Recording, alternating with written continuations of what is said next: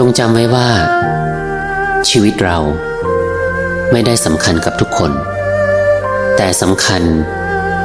แค่กับใครบางคนที่เขาดีกับเราเท่านั้นจงรักษาคนที่เขาดีกับเรา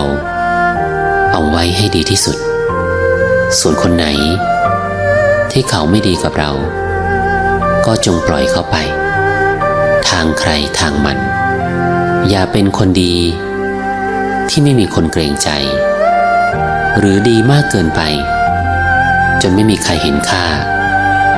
หากวันนี้ไม่มีใครคบก็ช่างมันสิ่งที่อยู่ตรงหน้าสำคัญกว่าสิ่งที่ผ่านมาเสมอทำวันนี้ให้ดีที่สุด